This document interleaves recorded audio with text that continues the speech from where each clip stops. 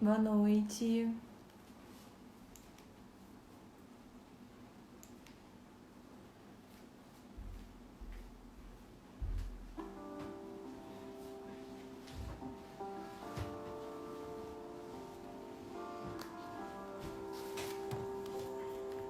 Boa noite, gente. Vocês estão me ouvindo bem? Só para saber se eu coloco o microfone do fone de ouvido ou se eu deixo o microfone do telefone mesmo. Vocês conseguem me ouvir? Boa noite.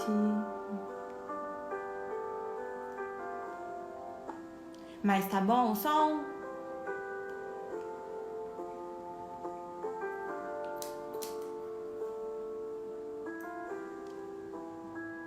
Que bom. Acho que eu vou começar aqui. Eu vou ler um trechinho desse livro aqui pra gente harmonizar o ambiente desse livro aqui, olha. Conseguem ver? Sugestões Oportunas, de C. Torres Pastorino. Eu vou ler um trechinho dele. É o item 37 do livro, que se chama Verbos Úteis. Assiste e compreende. Compreende e releva. Releva e ajuda. Ajuda e consola. Consola e edifica. Edifica e sustenta. Sustenta e fortalece. Fortalece e vivifica. Vivifica e serve. Serve e perdoa. Perdoa e ama. Ama e dá. Dá e esquece. Vou fazer agora a oração para a gente começar a palestra e a gente espera que seja um momento oportuno para vocês. Antes de começar, eu gostaria de dar boas-vindas a vocês que estão nos assistindo e dizer também que a gente tem o tempo limite de 1 hora de live. Então, quando a gente chega nesse tempo, a gente não consegue mais salvá-la e aí a gente tem que encerrar rapidamente, caso isso aconteça no final, tá bom? Vou fazer uma oração breve agora, pedindo que todos os amigos da casa de Francisco, pedindo que todos os benfeitores daquela casa nos auxiliem, nos ilumine, abençoem este planeta que está passando por um momento tão complicado, tão diferente, que a gente tenha resignação, confiança e fé no futuro, apesar de tudo, que as dores se amenizem, que a gente enfrente esse momento com mais sabedoria, fraternidade e compaixão. Pedindo também aos amigos da casa que estejam com minha mãe, com Cristine, nesse momento de palestra, e que esse momento seja proveitoso para todos nós. Que assim seja. Que assim seja. Acho que elas falaram que está um pouquinho baixo. Bota o fone. Vamos colocar o fone, que aí vocês escutam melhor. 1 minuto, gente, que aí a mamãe já começa. Bem-vindos, bem-vindas, quem entrou agora.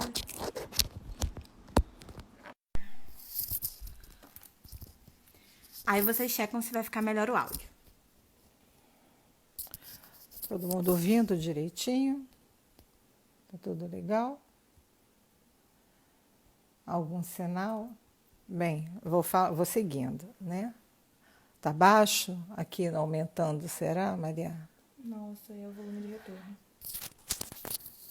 Tá melhor? Sim. Ótimo.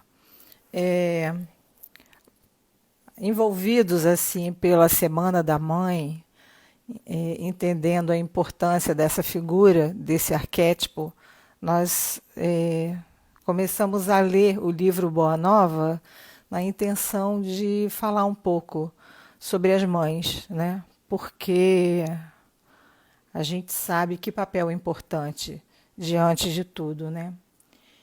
Então é o arquétipo maior. O que é um arquétipo, né? O arquétipo são símbolos carregados de significados, né? E eles residem no nosso inconsciente. Então, no inconsciente coletivo existe uma figura materna que tem qualidades como uma proteção bondosa, uma beleza espiritual, uma pureza, né? Mas nós também conhecemos dentro da leitura infantil, a figura da bruxa, da madrasta, né?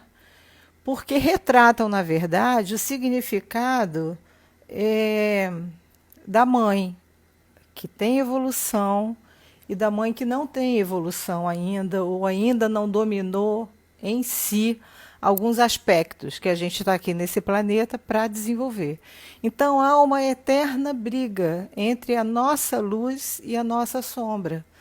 Nós estamos sempre querendo negar e nos transformar de uma hora para outra, nos tornando perfeitas. E é justamente quando a gente renuncia à nossa natureza humana que a gente não consegue corrigir. A gente não consegue melhorar os aspectos que ainda não dominamos ou que ainda não compreendemos. Então há uma luta eterna que nos envolve, que nos prende, não é? Tem uma solicitação para que elas participem da... Vamos rapidinho ver, mãe? Uhum. 1 minuto, gente. Vamos aceitar aqui.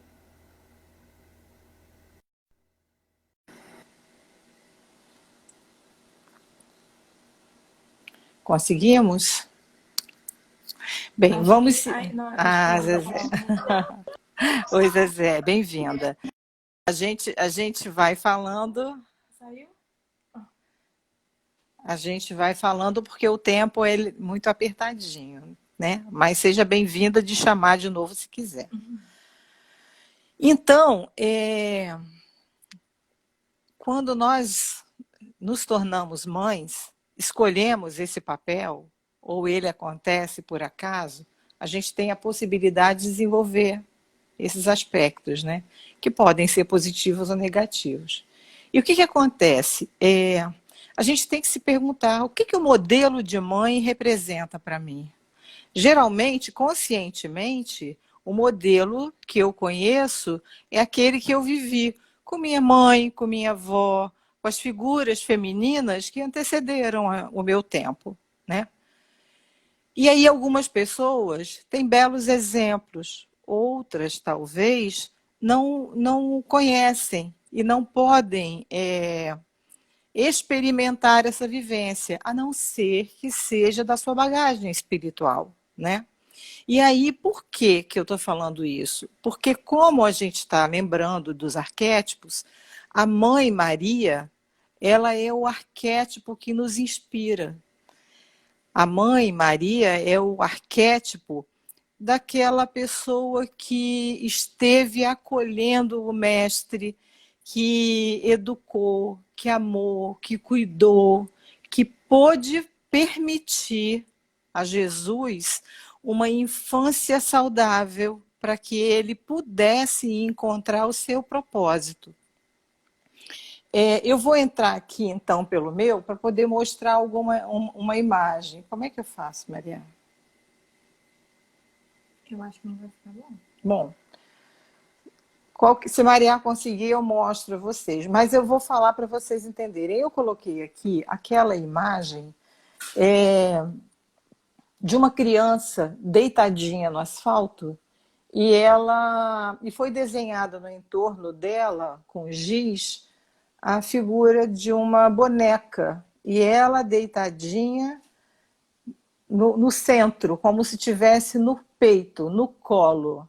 E nós sabemos o quanto essa figura materna é o nosso consolo, é o nosso amparo naquele momento que o mundo, às vezes, nos mostra algumas lições, não é?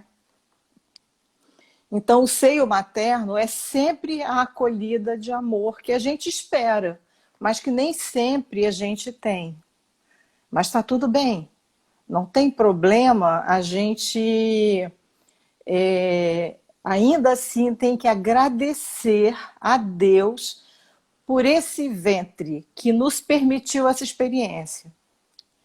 E aí, eu vou ler uma história da águia, que eu acho muito, muito legal, e vamos depois conversar sobre isso um pouquinho.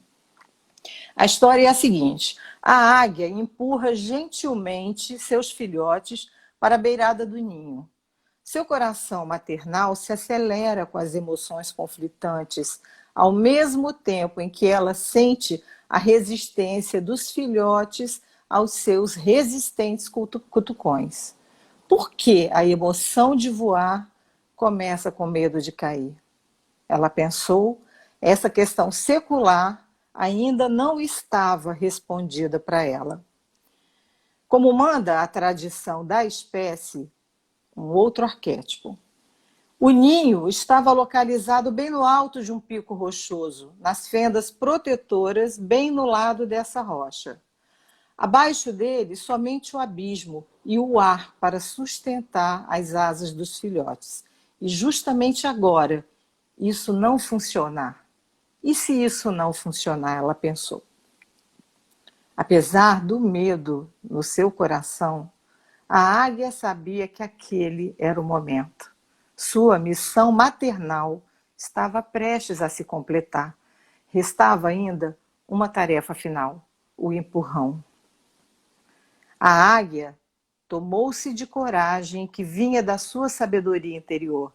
Enquanto os filhotes não descobrissem as suas asas, não haverá propósito para a sua vida.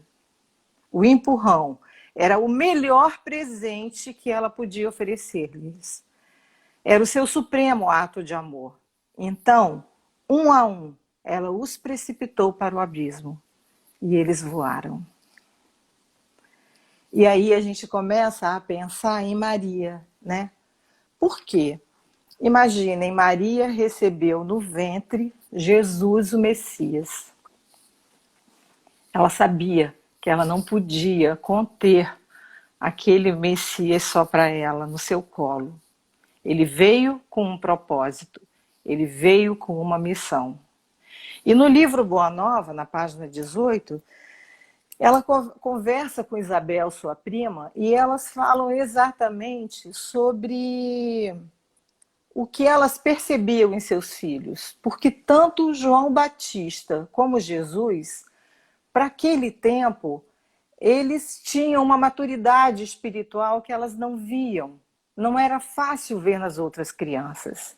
Então elas tinham no seu coração a certeza de que eles tinham um propósito. A nós, mães, precisamos nos inspirar nesse arquétipo da águia. Por quê? Da águia... Por quê? Porque enquanto os filhotes não descobriram que eles podiam voar, eles não acreditaram neles mesmos. E todos nós, quando viemos para o planeta, nós viemos com um propósito, com uma missão. É a nossa diferença que dá para nós a nossa parte, o que eu devo fazer. Então eu preciso, como mãe, olhar para o meu filho e entender que eu tenho que ajudá-lo a descobrir seu propósito, a descobrir suas asas. A gente às vezes fica com muito medo, mas esse medo também pode representar falta de fé. E aí Jesus, numa conversa com Zebedeu, falou o seguinte: a paz da consciência pura e resignação suprema à vontade de meu Pai são do meu reino. Mas os homens costumam falar de uma paz que é ociosidade de espírito e de uma resignação que é vício de sentimento.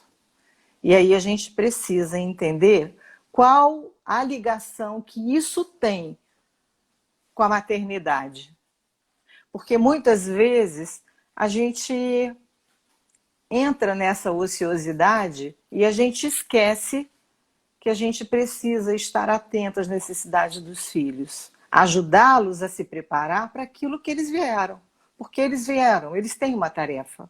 Eles precisam ter uma conexão e uma base do Evangelho boas o bastante para que eles possam reconhecer qual a tarefa que eles vieram fazer, qual o propósito eles precisam descobrir. E aí, em vez de colocarmos rótulos menos bons, quando temos pouca paciência, nós precisamos encontrar o melhor neles, evidenciar a possibilidade. Sabemos que existem dois polos de cada coisa. Então, uma pessoa teimosa pode ser vista como determinada. Temos que mostrar com a nossa maternidade o lado bom e positivo dos nossos filhos. Treinar o nosso olhar para que a gente possa desenvolver o melhor, a melhor forma de compreender, a melhor forma de ver. E aí a gente tem que lembrar que nessa terra existe a porta estreita, existe o caminho pedregoso e nós não temos que escolher o melhor caminho. A gente tem que escolher aquele que leva os nossos filhos a entenderem valores eternos, valores que não são só desse tempo. Nós precisamos manter os nossos olhos na vida espiritual, porque essa vida aqui, ela vai passar. Então, o que eu estou fazendo ajuda meu filho a entender que os valores melhores e mais importantes não pertencem a essa terra. E aí você tem que fazer escolhas que estão no caminho da porta estreita. E Jesus fala no livro também da importância de quando a gente penetrar em alguma casa, da gente penetrar nessa casa com amor. E aí vamos imaginar cada filho como uma casa, que a gente tem que penetrar nessa alma com amor, despertar nessa alma o melhor. Porque essa amorosidade, muitas vezes, a gente às vezes vê um filho caminhando no erro, vê um filho com uma tendência que não é a melhor, mas a gente ter a sabedoria para despertar o melhor em cada um deles, com amor. Eu só consigo ajudar um filho quando eu olho para ele com os olhos de amanhã. Não com o que ele é hoje, mas com o que ele pode ser. Entendendo que ele faz parte desse trabalho, que cabe a todos nós, porque todos somos um. Então, Jesus fala, na página 55, eu vou ler um pouquinho, ele fala o seguinte: em vista dessas razões, observamos que os viajores da terra estão sempre desalentados. Na obcecação de sua vontade própria, ferem a fronte nas pedras da estrada, cerram os ouvidos à realidade espiritual, vendam os olhos à sombra da rebeldia e passam em lágrimas, em desesperadas imprecações e amargurados gemidos, sem enxergarem a fonte cristalina, a estrela cariciosa do céu, o perfume da flor, a palavra de um amigo, a claridade das experiências que Deus espalhou para a sua jornada em todos os aspectos do caminho. Então, nós ficamos com os olhos tão presos naquilo que nós não gostamos ou que queremos, entendendo que, ou melhor, olhando para a vida com o nosso eu menor, com o nosso eu pequeno, com o nosso eu material, esquecendo desse eu maior. E aí a gente não percebe a beleza que Deus coloca no caminho da gente. E aí a gente perde o alento. E aí ele fala, numa conversa com Bartolomeu pergunta: Senhor, o Evangelho exige de nós fortaleza permanente? E Jesus responde: a verdade não exige, a verdade transforma. Então, quando eu consigo encher o meu peito com amor, eu me transformo. Eu vou escolher apreciar a beleza, eu vou escolher compreender o outro da melhor forma. Ele ainda não compreendeu, ele ainda não alcançou, mas vai alcançar.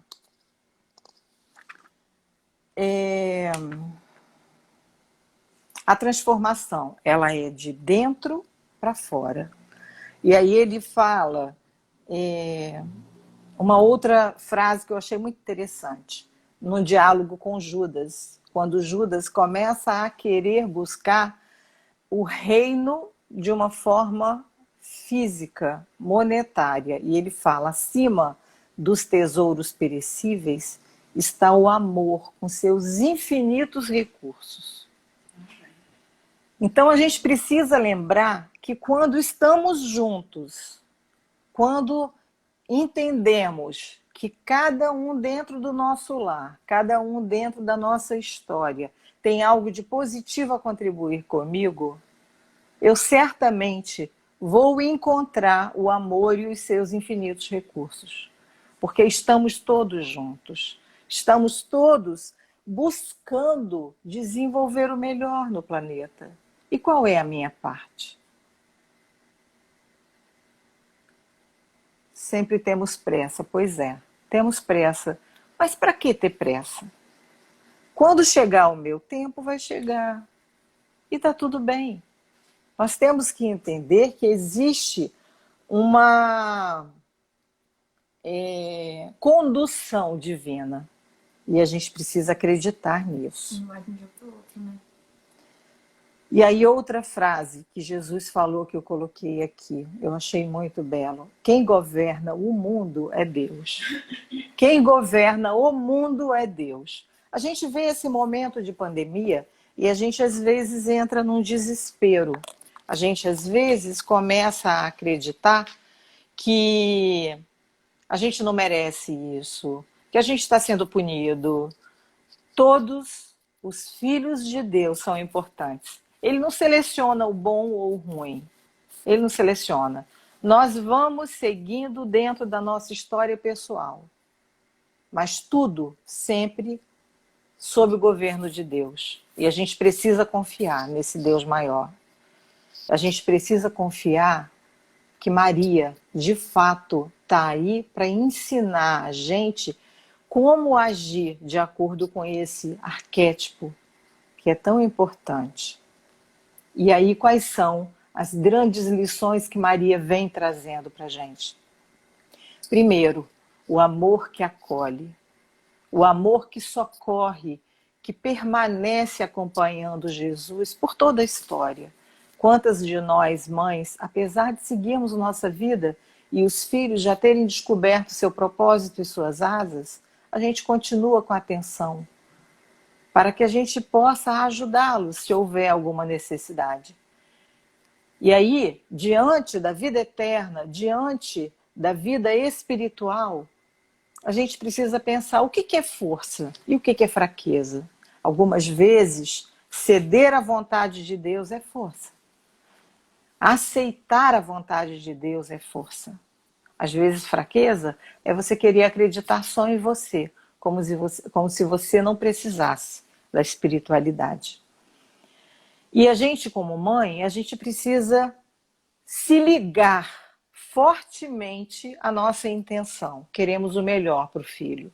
Às vezes a gente não quer que ele se afaste, mas ele se afasta, porque ele está seguindo aquele propósito dele. E a gente ama a distância. Ama tanto como se estivesse ao nosso lado. E a gente precisa aceitar a vontade dele. A gente precisa aceitar a vontade de Deus. Nesse momento onde a gente fica com tanto medo, a gente precisa amar. E quando a gente ama, a nossa energia amorosa chega aonde a gente coloca a nossa atenção. Então, precisamos lembrar e usar o recurso da oração, para que a gente possa mandar a nossa energia para os nossos filhos, estejam eles onde estiverem. Amor de mãe acompanha, orienta, esclarece e espera. A gente aprende a esperar. Eu creio que a maternidade é um ensaio para anjo. Muito, muito lá no primário, né? Mas é um ensaio para anjo, porque a gente deve querer antes o melhor para os nossos filhos do que por nós mesmos. Seguir, permanecer, acompanhar, amar. E aí, na página 74, vamos ver aqui.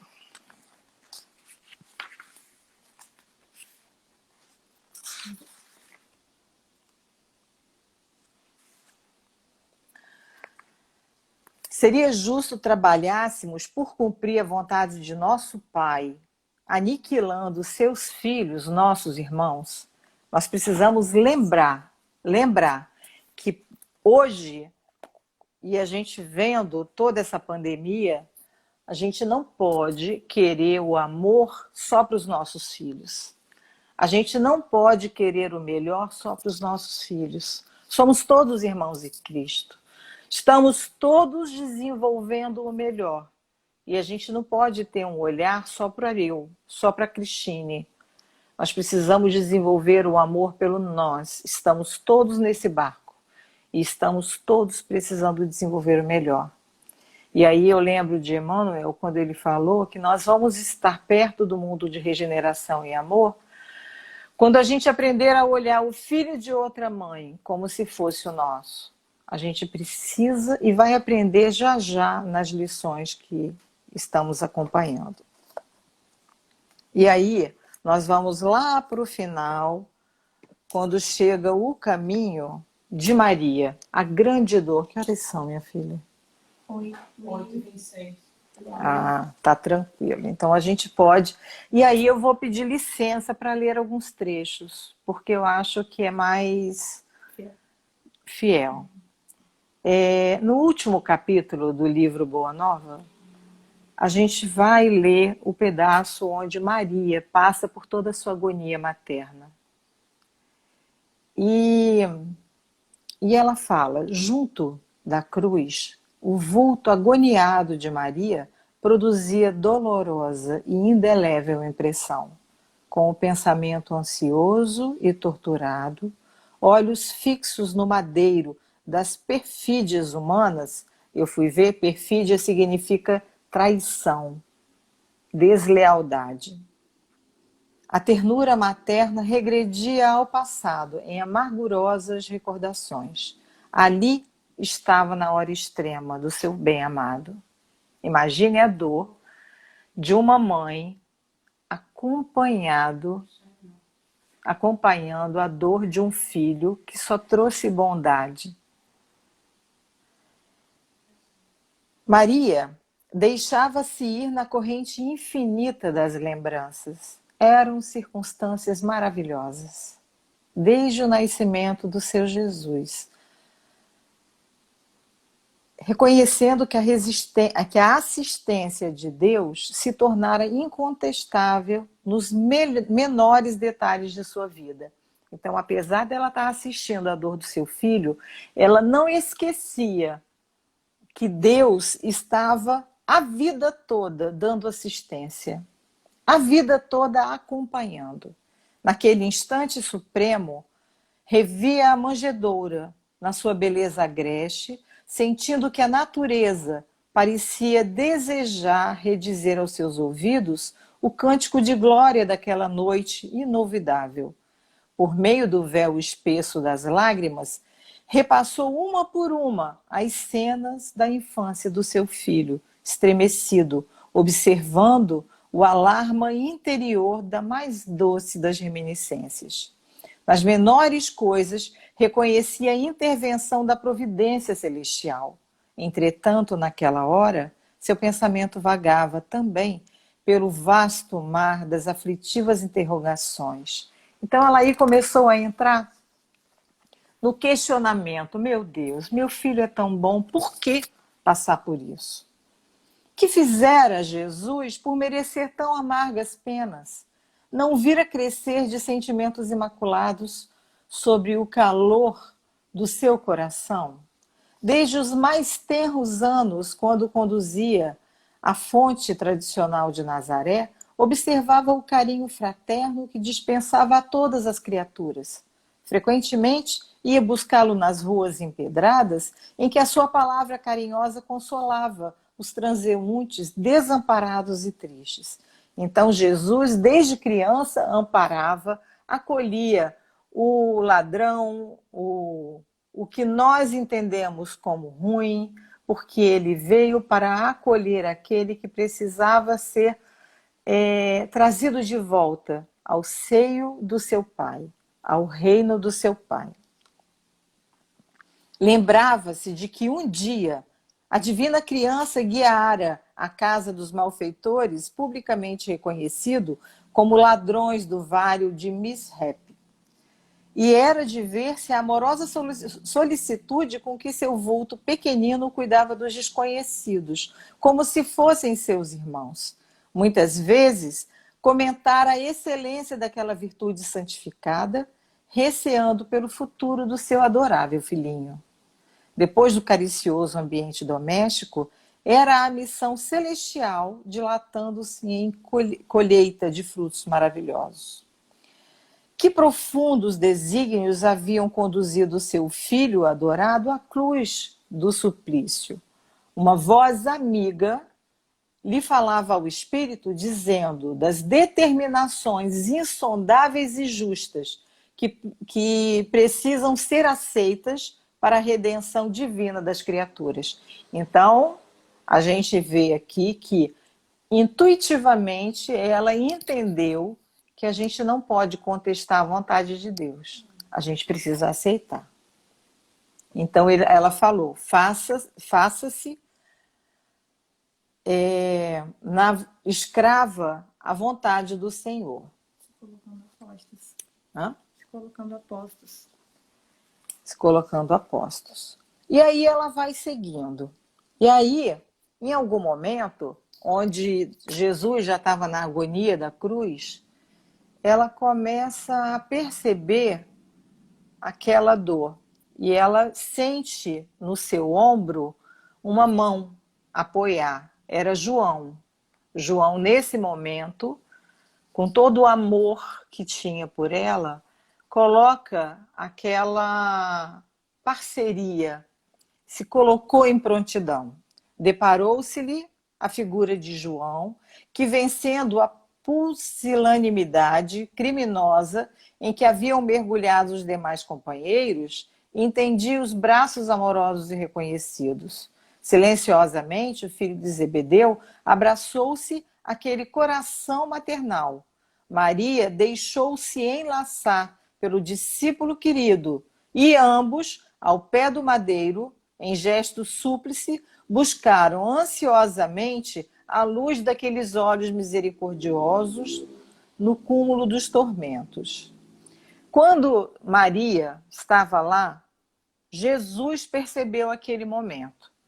E aí, o Cristo pareceu meditar no auge de suas dores, mas como se quisesse demonstrar, no instante derradeiro, a grandeza de sua coragem e sua perfeita comunhão com Deus, replicou com significativo movimento dos olhos vigilantes.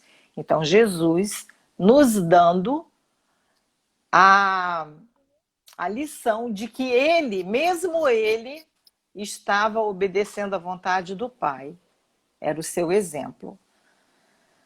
Mãe, eis aí o teu filho. E dirigindo-se de modo especial, com um leve aceno, o apóstolo disse, filho, eis aí tua mãe.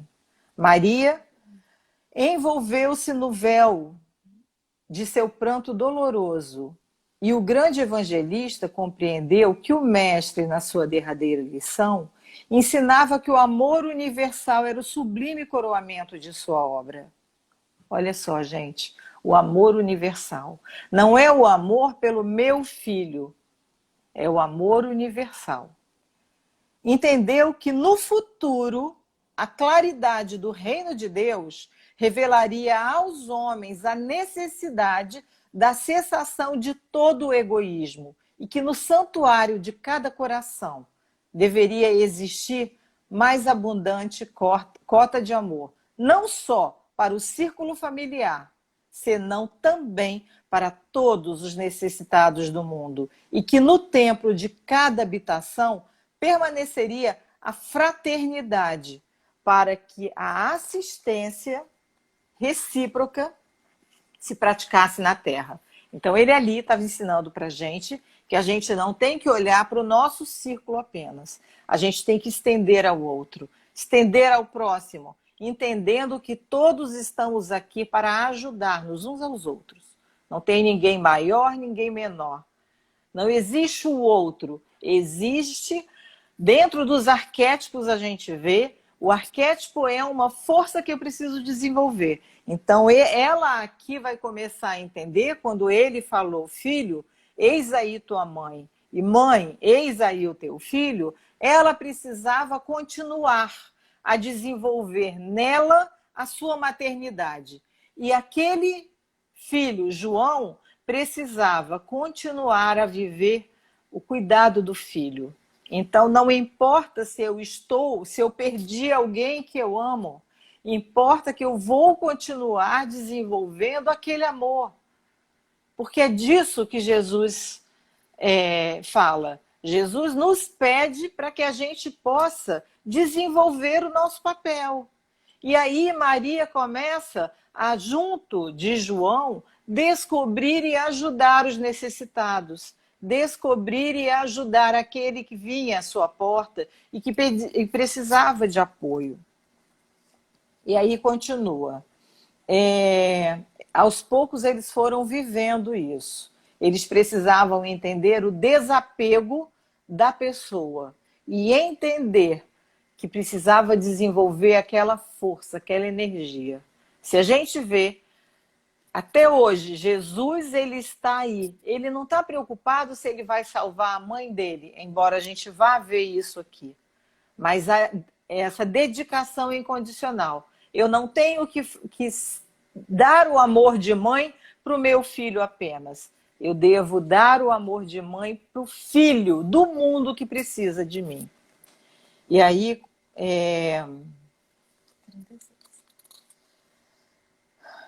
a esse tempo, o filho de Zebedeu, tendo presentes as observações que o mestre lhe fizera na cruz, oferecendo àquele espírito saudoso de mãe o refúgio amoroso de sua proteção, Maria aceitou o oferecimento com satisfação imensa. E João lhe contou sua vida nova. Aí João chegou para ela e começou a viver como filho. Eles começaram eles continuaram em tudo aquilo que Jesus estava fazendo. Perpetuaram as ações. Quando a gente perpetua a ação de alguém que a gente ama, essa pessoa está viva. Essa pessoa está junto de nós. João continuava a expor-lhe os seus planos mais insignificantes. Levá-la ia consigo, andariam ambos na mesma associação dos interesses espirituais.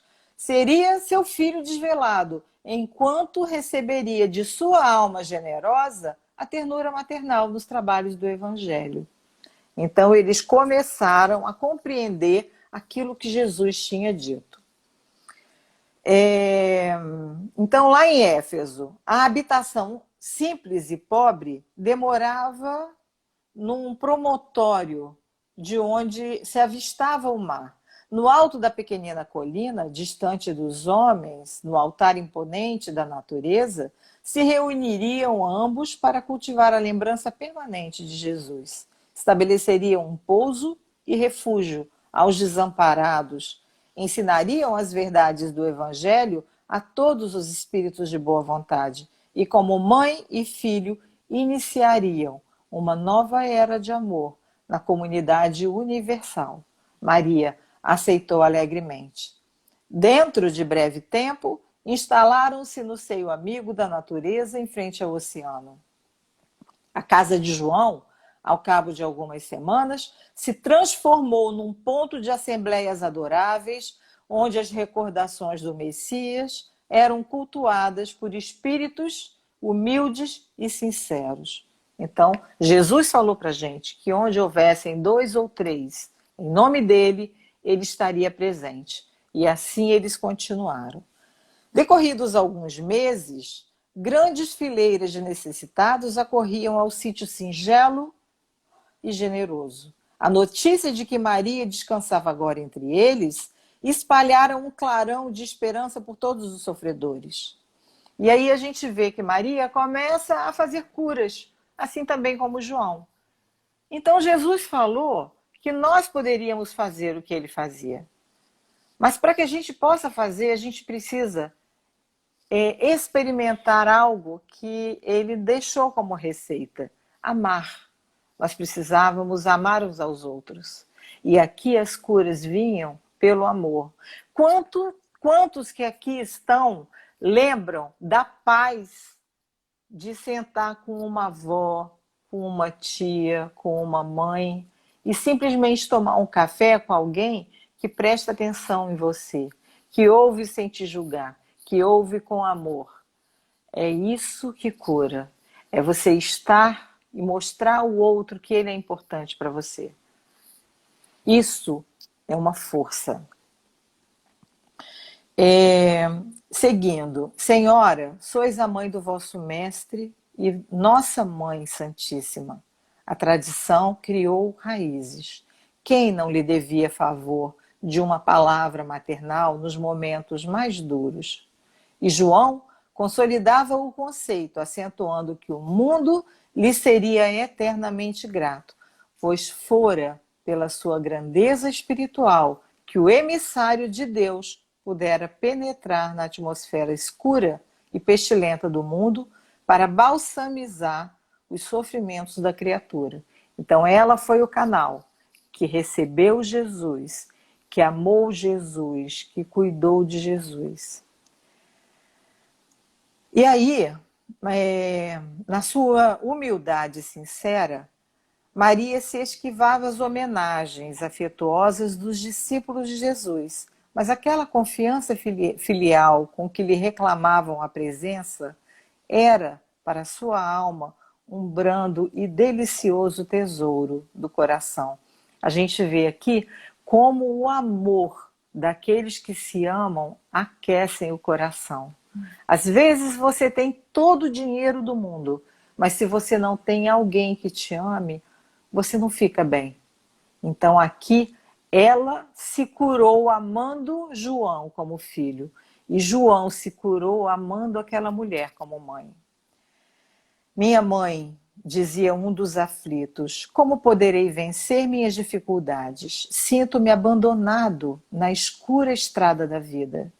Maria lhe enviava um olhar amoroso de bondade, deixando nele transparecer toda a dedicação enternecida do seu espírito maternal. Isso também passa, dizia ela carinhosamente. Só o reino de Deus é bastante forte para nunca passar de nossas almas com a eterna realização do amor divino. E aí ela vai seguindo, vai passando, vai servindo, vai cuidando e vai envelhecendo. Ela vai passando o tempo. E aí, num crepúsculo estrelado, Maria entregou-se a orações como de costume, pedindo a Deus por todos aqueles que se encontravam em angústias do coração por amor de seu filho, força singular que lhe banhava toda a alma. Aragens suaves sopravam do oceano, espalhando aromas da noite que se povoava de astros amigos e afetuosos. Em poucos minutos, a lua plena participava, igualmente, do concerto de harmonia e de luz. Maria viu-se aproximar um vulto. Minha mãe, exclamou o recém-chegado, como tantos outros que recorriam o seu caminho. Venho fazendo-te companhia e receber a tua bênção. Maternalmente, ela o convidou a entrar. Impressionada com aquela voz que lhe inspirava profunda simpatia. O peregrino lhe falou do céu, confortando-a delicadamente. Comentou as bem-aventuranças divinas que aguardavam a todos os devotados e sinceros filhos de Deus, dando a entender que lhe compreendia as mais tenras saudades do coração. Maria sentiu-se empolgada por tocante surpresa. Que mendigo seria aquele que lhe acalmavam as dores secretas da alma saudosa, como bálsamos tão doçurosos? Nenhum lhe surgira até então para lhe dar, era sempre para pedir. No entanto, aquele viandante desconhecido lhe derramava no íntimo as mais santas consolações. Onde ouvira aquela voz meiga e carinhosa noutros tempos? Que emoções eram aquelas que lhe faziam pulsar o coração de tanta carícia? Seus olhos se umedeceram de ventura, sem que conseguisse explicar a razão de sua tenra emotividade. Foi quando o hóspede anônimo, lhe estendeu as mãos generosas e falou com profundo acento de amor: minha mãe, vem aos meus braços. Nesse instante, fitou as mãos nobres que lhe ofereciam num gesto da mais bela ternura. Tomada de comoção profunda, viu nelas duas chagas, como as que o seu filho revelava na cruz. E instintivamente, dirigindo o olhar ansioso para os pés do peregrino, divisou também aí úlceras causadas pelos cravos do suplício. Não pôde mais. Compreendendo a visita amorosa que Deus lhe enviara ao coração, bradou com infinita alegria: meu filho, as úlceras que te fizeram.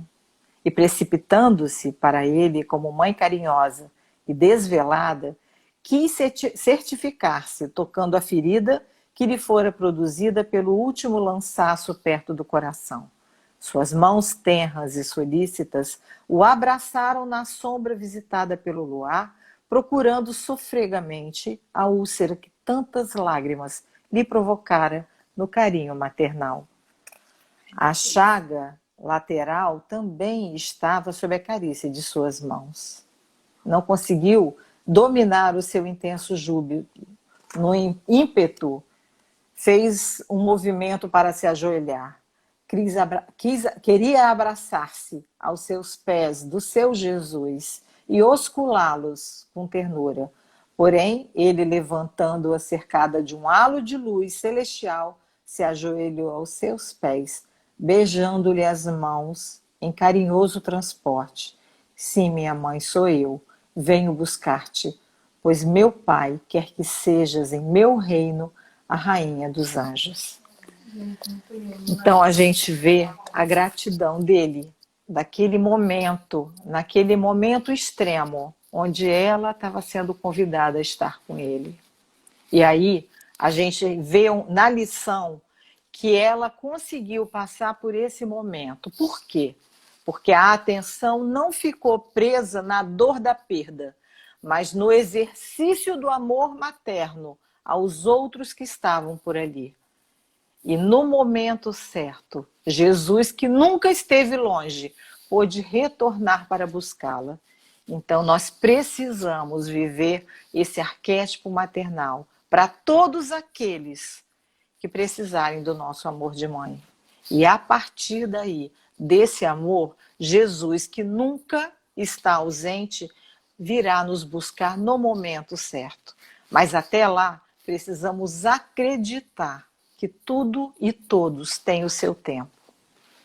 Então, Maria agora vai fazer uma oração e eu peço que Jesus abençoe a todos nós, nesse momento onde estamos atravessando, onde precisamos de fé, onde precisamos de força, para que a gente possa seguir da melhor forma possível. Que Jesus esteja conosco. Agora ela vai ler uma oração bonita de Emmanuel, que cabe muito bem para concluir. Gente, minha mãe, né? Coisa linda.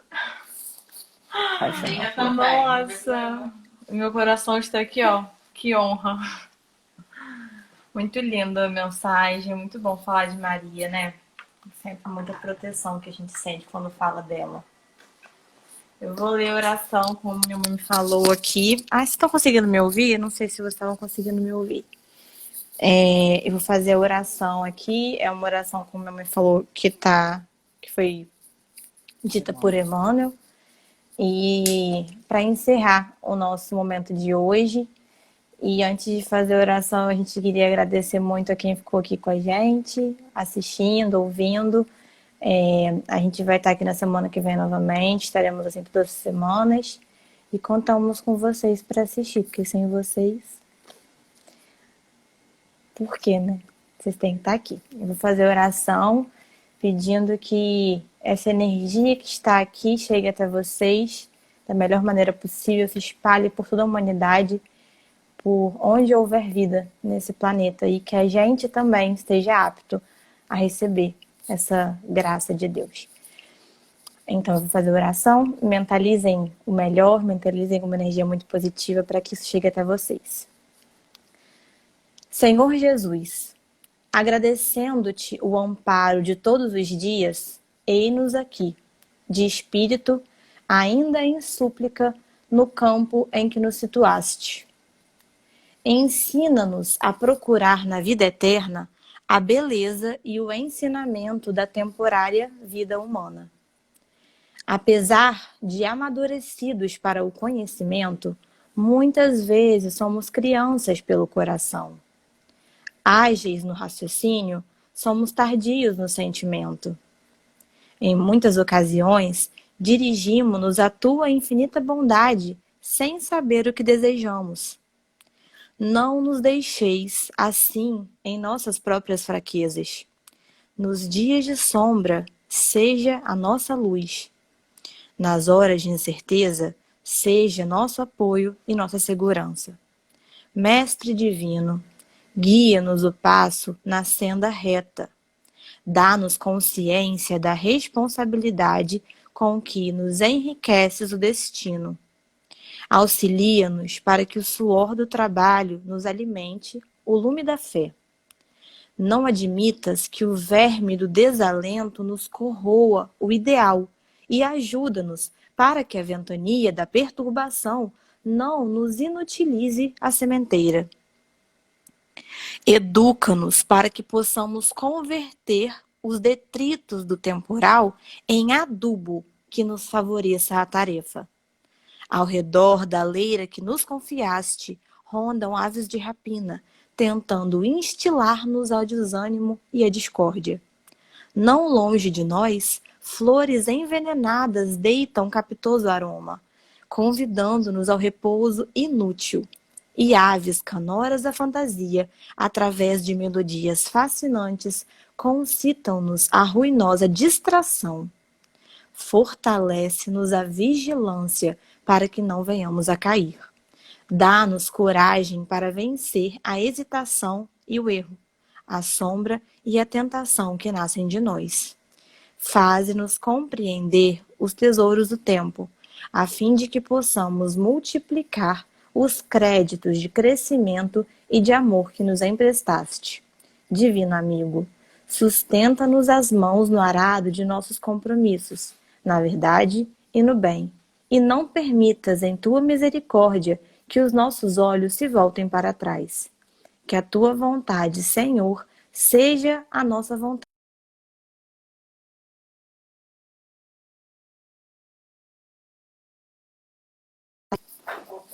Voltou?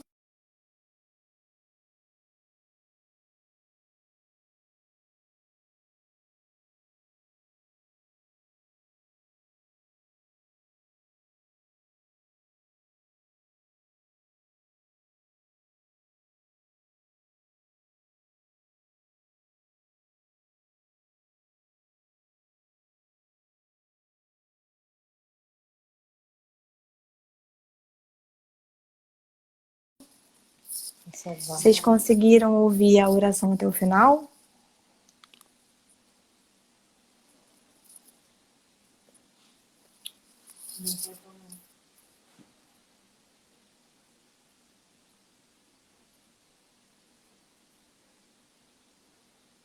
A gente teve uma queda agora e a gente finaliza pedindo que vocês estejam aqui na semana que vem e que tenham desejando uma boa noite a todos, tá bom?